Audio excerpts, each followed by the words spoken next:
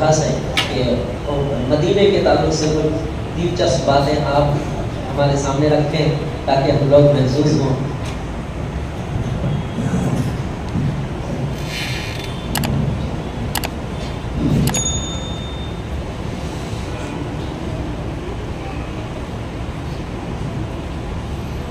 الحمدللہ رب العالمین والصلاة والسلام على سید الانبیاء والمرسلین وعلى آلہ وصحبہ اجمعین اما بعد.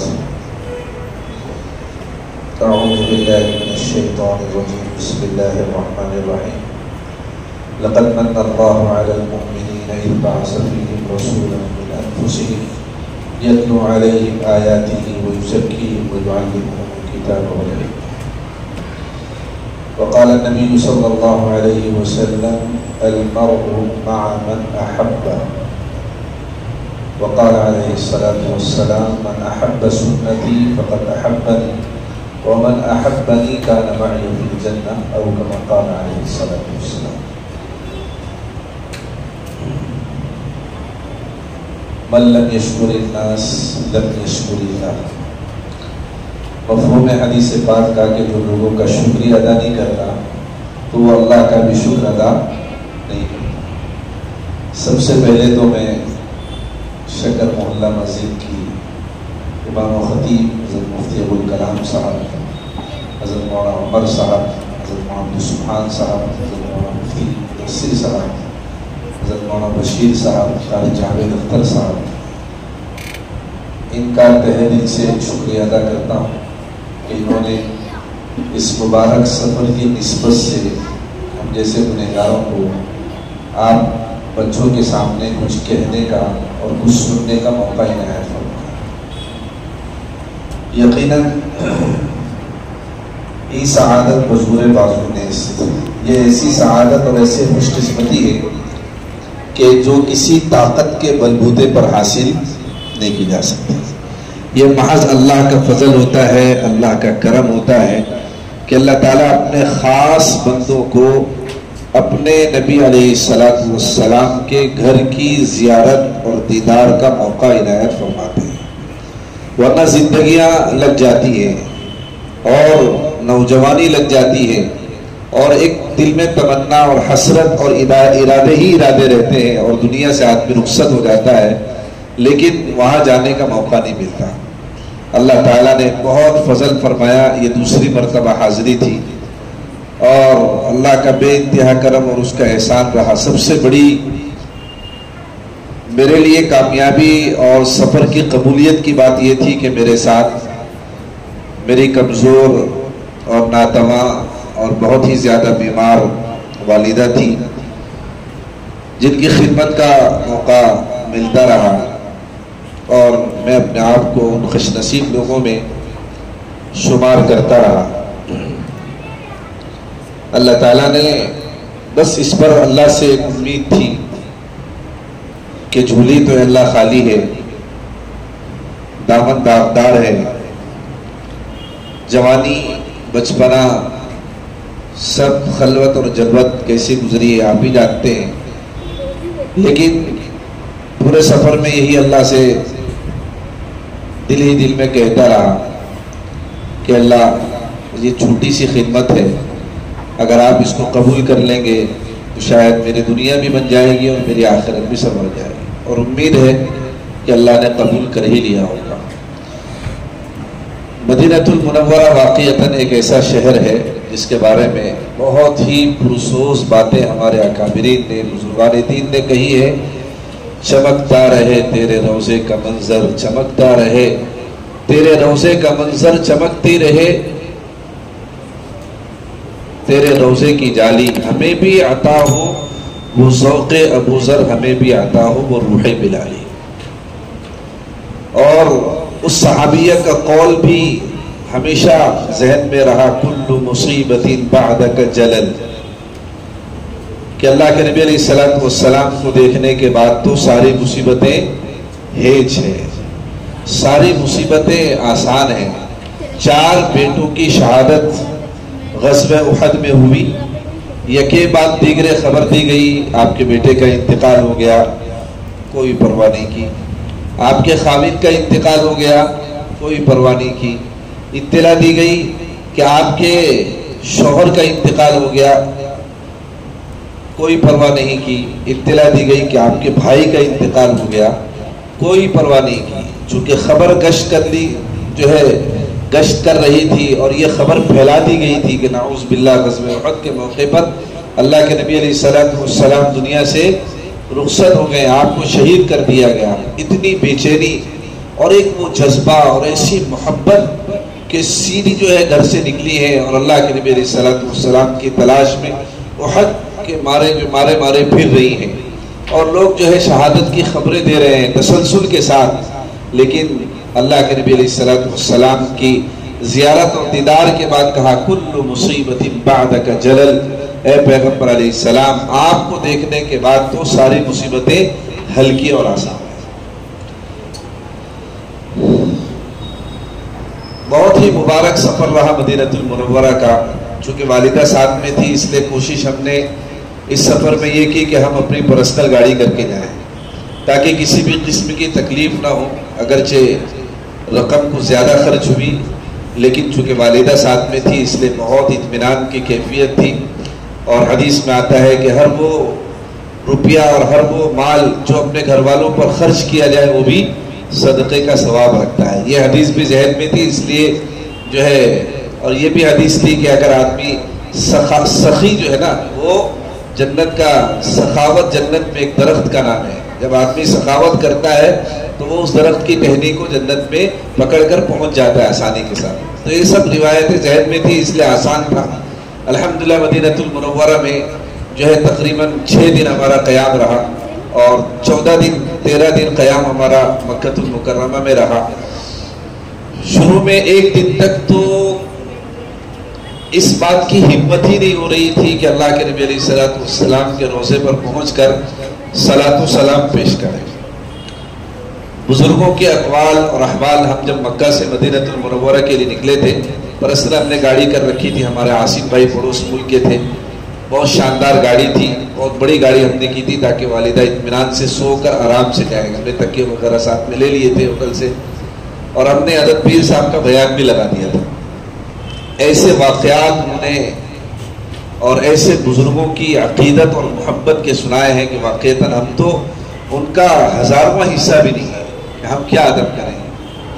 بزرگوں کی ایسی محبت اور ایسی عقیدت اور ایسا احترام اللہ کے نبی علیہ السلام کا رہا ہے۔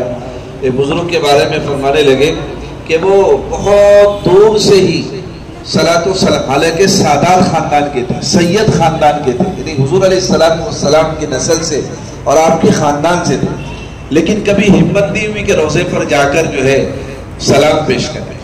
کسی نے ان سے پوچھا کہ آپ تو اللہ کے نبی علیہ السلام کے خاندان سے، نسل سے ہیں، آپ جا کر سلام کیوں نہیں پیش کرتے؟ کہا کہ زندگی تو داغدار ہے، عمل کچھ نہیں ہے، میں اپنے نانا کے پاس جا کر کیا چہرہ لے کر جاؤں گا اور کیا منہ لے کر جاؤں اور کس منہ سے میں جو ان کو صلاۃ و سلام پیش کروں۔ یہ عقیدت، یہ محبت۔ ہمارے ایک استاد تھے، اللہ خیر عطا فرمائے، نبی کے شہر سے اتنی محبت اور اتنی عقیدت تھی کہ پورے سفر میں 1 مہینہ تقریباً وہ قیام ان کا وہاں تھا، کبھی بھی وہ 4 زانوں جیسے ہم پالٹی مار کر بیٹھتے ہیں، کبھی بھی مسجد حرم میں آنے کے بعد کبھی بھی 4 زانوں جو ہے انہوں نے کبھی بھی 4 زانوں نہیں بیٹھے، ہمیشہ تشہد کی حالت میں بیٹھتے تھے۔ اور ان کے ساتھ جو سفر میں حضرات تھے وہ کہتے تھے کہ کم سے کم 1 لاکھ مرتبہ 1.5 لاکھ مرتبہ روزانہ بلا ناغہ اللہ کے نبی علیہ السلام پر درود بھیجتے تھے۔ اور ایک مرتبہ تو ایسا عجیب واقعہ پیش آیا ان کا کہ مکہ المکرمہ میں وہ تھے، مدینہ واپسی تھی، اچانک میں دل میں خیال آیا کہ نہیں حضور کے شہر میں پہنچنا ہے، آخری وقت ہے، پتہ نہیں پھر دوبارہ حاضری کا موقع ملے گا یا نہیں ملے گا۔ دوستوں سے کہا کہ ذرا گاڑی کر لیجئے اور ذرہ برابر ہی اس میں بھاؤ تاؤ نہیں کرنا، کیونکہ ہم کہاں جا رہے ہیں؟ مدینہ جا رہے ہیں، ذرہ برابر جو کہہ دے وہ دے دینا۔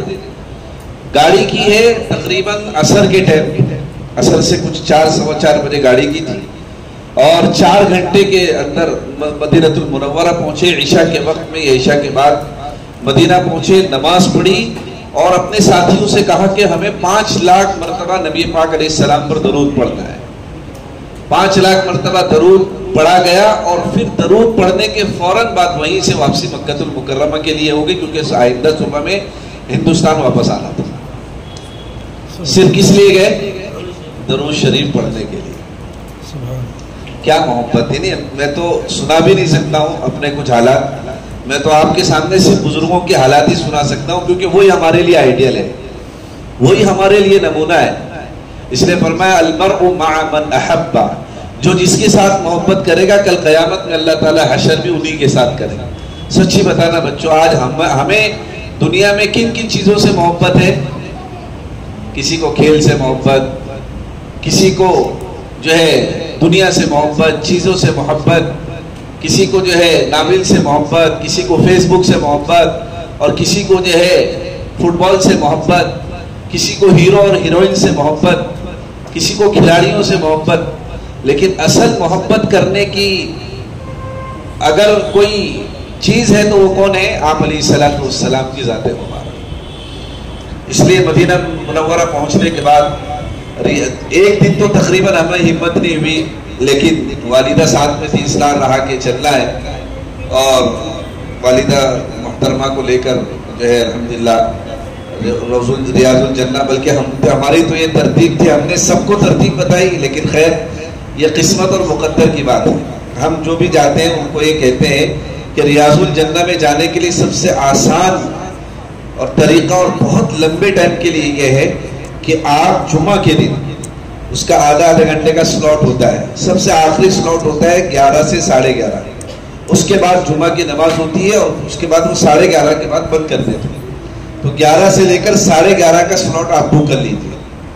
وہ بک کرنے کے بعد جو لوگ اس وقت جائیں گے وہ جمعہ کی نماز کے بعد ہی آئیں گے. تقریباً 2 گھنٹے یا 2.25 گھنٹے کا موقع ملتا ہے. بہت آسانی کے ساتھ ہر طرح کی عبادتیں وہاں پر کر لیتے ہیں. میں نے سب کو ترتیب بتائی، لیکن میں بھی اس وقت پر پہنچ گیا، لیکن خیر مقدر میں نہیں تھا. میرے ساتھ میرا بھانجا تھا مولانا بزرگ صاحب، وہ بھی ساتھ میں تھے. دونوں نے ایک ہی وقت میں ٹائم لیا، لیکن وہ مجھ سے تھوڑے پیچھے تھے، میں آگے تھا، مجھے جلدی سے اندر آگے کر دیا. تو میں پہلے والے سلاٹ میں چلا گیا، مجھے جلدی سے نکال دیے، اور وہ بعد والے سلاٹ میں رہ گئے. تو وہ تقریباً 2 گھنٹے 2.25 گھنٹے بہت آسانی کے ساتھ ریاض الجنہ میں انہوں نے بہت اچھے سے موقع ان کو مل گیا. بہرحال مدینہ المنورہ یہ عشق و محبت کی وادی ہے. اس کو بہت کم وقت میں بولا نہیں جا سکتا، لیکن الحمدللہ کئی جگہ پر کی زیارتیں ہوئی مدینہ المنورہ جانے کے بعد. سب سے اہم جو چیز تھی، ہمارے دل میں ایک تمنا تھی کہ یوم الفرقان، سب سے پہلا جو غزوہ ہوا ہے وہ کون سا ہوا ہے؟ غزوہ بدر. تقریباً 17 رمضان کو ہوا ہے، اور یہ سب سے 2 ہجری کے اندر بدر کے اندر جانے کا بہت شوق تھا، دل میں تمنا تھی، ارادے تھے. اور اللہ نے اس موقع پر، اس سفر پر وہ جو ہے وہاں پر بھی جانے کا ہمیں موقع عنایت فرمایا. مسجد بدر، وہاں پر بدر کے ایک میدان ہے، لقودق میدان پڑا ہوا ہے، جہاں اللہ کے نبی علیہ الصلوۃ والسلام جو ہے جہاں پر آپ کا خیمہ لگا تھا، جس جگہ جس کو عریش کہا جاتا تھا، وہاں پر ایک شاندار مسجد بنائی گئی، مسجد عریش کے نام سے. بہت خوبصورت اور بہت لمبی چوڑی، حالانکہ ایک دم سخت گرمی اور چلچلاتی دھوپ، وہاں پر وہ مسجد ہے. اور پھر جس پہاڑ پر فرشتے اترے تھے، جس کو جبل ملائکہ کہا جاتا ہے، وہاں سارے پہاڑ جو ہے اطراف کے اندر ایک دم کالے ہیں، اور بالکل چٹیل جو ہے پتھر ہے، یعنی اس پر کچھ اگتا بھی نہیں. لیکن وہ جبل ملائکہ ایک ایسا پہاڑ ہے، کہنے والے ایسے کہتے ہیں چونکہ یہاں پر فرشتے اترے تھے. ایک دم ریتیلا پہاڑ ہے، ایک دم ریتیلا، بہت پرکشش جاذب نظر اور بہت خوبصورت. ماشاءاللہ وہاں بھی جانا ہوا. شہدائے بدر وہاں پر پہنچے، اور شہدائے بدر کے ساتھ جو ہے کوئی ایصال ثواب کیا گیا. ایسے احد کے میدان میں جانا ہوا، اور جو ہے غزوہ خندق، جہاں پر جو ہے غزوہ احزاب 22-21 پارے کے اندر پورا واقعہ تفصیل کے ساتھ ہے، وہاں پر الحمدللہ جانا ہوا. جس غزوہ خندق جس پہاڑ کے دامن میں ہوا تھا، اس کو جبل ابی قیس کہا جاتا ہے. وہاں پر جس جگہ پر جو ہے بڑے بڑے صحابہ کرام کے خیمے لگے ہوئے تھے، آج بھی وہاں پر کچھ چیزیں جو ہے جیسے حضرت فاطمہ رضی اللہ عنہ کا خیمہ تھا، حضرت علی، حضرت عثمان، حضرت عمر رضی اللہ عنہ، اور اللہ کے نبی علیہ السلام کا جہاں خیمہ لگا ہوا تھا مسجد فتح کے نام سے چھوٹی سی مسجد وہاں پر بنا دی گئی ہے. اور جو خندق کھودی گئی تھی حضرت سلمان فارسی رضی اللہ عنہ کے رائے پر، وہ خندق بھی اس کے کچھ آثار ابھی بھی موجود ہے، ورنہ تو ایک لمبا زمانہ ہونے کی وجہ سے وہ آثار بھی تقریباً مٹا دیے گئے. وہ حج جانے کا موقع ملا، بدر جانے کا موقع ملا، اور تقریباً درمیان میں بیر روحہ جہاں پر اللہ کے نبی علیہ السلام جب قافلہ مدینہ المنورہ سے بدر کی طرف روانہ ہوا ہے، تقریباً 180 کلومیٹر کے قریب کا یہ فاصلہ ہے مدینہ المنورہ سے لے کر بدر تک. تو ایک کنواں ایسا پڑتا تھا جہاں پر پانی کی ضرورت تھی، اور وہ کنواں بہت جو ہے کھارا تھا، کڑوا تھا. اللہ کے نبی علیہ السلام نے اپنا مبارک لعاب یعنی تھوک اس میں ڈالا تو وہ کنواں جو ہے میٹھا ہو گیا تھا. تو اس کنویں کو بیر روحہ کہا جاتا ہے. وہاں پر بھی حاضری کا موقع ملا، اور بہت ساری چیزیں وہاں پر دیکھنے کو ملی، اور بہت سارے احساسات جو دل میں تھے وہ کچھ احساس کے درجے میں رہ گئے، اور کچھ احساس پورے ہوئے اور کچھ باقی رہ گئے. اس لیے ہمارے ایک دوست تھے، وہ ہمیشہ کہتے تھے بہت ساری چیزیں جہاں جب ہم نہیں جا پائے تو دل میں ایک تمنا رہ گئی. کہا کہ یہ بھی کوشش کرنی چاہیے کہ کچھ نہ کچھ چیزیں چھوڑ کر آئیں، کیونکہ چھوڑ کر آئیں گے تو اللہ سے دعا ہوگی کہ اللہ تعالیٰ وہ چیز بھی دکھا دے، تو دوبارہ جو ہے وہاں جانے کی تمنا اور آرزو ہوگی. اگر ایک ہی سفر میں آپ سارا جو ہے دیکھ کر آ جائیں گے تو وہ دل میں وہ جذبہ بیدار نہیں رہے گا، بہت جلدی مان پڑ جائے گا. میرے پیارے بچوں، ہمارے لیے آئیڈیل لقد کان لکم فی رسول اللہ اسوۃ حسنہ ہے. اللہ تعالیٰ نے یہ کائنات جس کے صدقے میں پیدا کی ہے وہ آپ صلی اللہ علیہ وسلم کی ذات مبارکہ ہے. ہم سب کوشش کریں، ہم سب کے دل میں اللہ کے نبی علیہ السلام کے بارے میں محبت بھی ہے، عقیدت بھی ہے، جذبہ بھی ہے. ہم کوشش کریں کہ انشاءاللہ ہم اپنے آخری پیغمبر کو اپنا آئیڈیل بنائیں گے، اپنا نمونہ بنائیں گے، اور ان کے طرز پر اپنی زندگی کو گزاریں گے. ہمارا لباس، ہمارا چہرہ، ہمارا سر، اور ہمارے اٹھنے بیٹھنے کے طریقے، کھانے پینے کے طریقے، سفر کے طریقے، 24 گھنٹے کے سارے معمولات جو ہمارے سنتوں کے مطابق ہوں گے. بزرگوں، دوستوں، اللہ تعالیٰ اپنے نبی کی محبت دل میں پیدا کر دیں گے، اور پھر دنیا میں اگر ہم ہمارے محبوب اللہ کے نبی علیہ السلام بن گئے تو دنیا سے پردہ فرما جانے کے بعد اللہ کے نبی علیہ السلام کی معیت اور صحبت اور قرابت ہمیں نصیب ہوگی. اللہ تبارک و تعالیٰ سے دعا ہے کہ اللہ تبارک و تعالیٰ ہمارے اس سفر کو قبول فرمائے، اور ہم سبھی کی بار بار وہاں پر حاضری نصیب فرمائے. اور آخر میں نے بہت غور کیا، بہت اس بات کی کمی کا بہت احساس رہا سفر کے اندر کہ کم سے کم اللہ والوں کی صحبت اور نیک لوگوں کی صحبت اور علماء کے ساتھ جو ہے وہاں کا سفر ہونا چاہیے، تاکہ بہت ساری چیزیں جو ہے، اس لیے ہم نے خاص دعا مانگی اللہ اہل دل کے ساتھ، اہل اللہ کے ساتھ، اپنے نیک بندوں کے ساتھ با ذوق با ادب اللہ تعالیٰ بار بار حاضری عطا فرمائے، اور اللہ تعالیٰ ہم لوگوں کے لیے ہماری تمام جذبات کو قبول فرمائے. وآخر دعوانا الحمدللہ رب العالمین. بچوں، مکہ کے تعلق سے سن لیے، مدینے کے تعلق سے بھی سنے نا آپ لوگ نے؟ کون کون جائیں گے انشاءاللہ؟ انشاءاللہ تو بولو.